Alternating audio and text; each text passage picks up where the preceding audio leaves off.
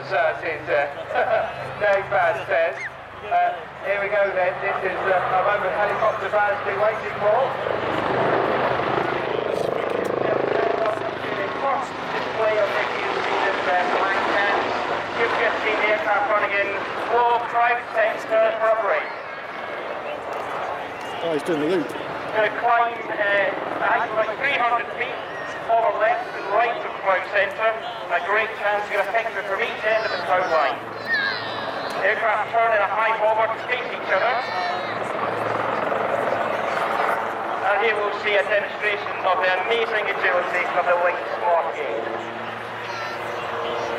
Lynx still holds the official speed record of 249 miles per hour from 25 years ago, and even all the modifications from West to the front line Lynx aircraft will be 120 hours. Either passing at 220 miles an hour, closing to a distance of one rotor span, which I have to tell you can be quite scary from inside. Now reversing their turns to run back towards crowd centre and come down for coordinated stop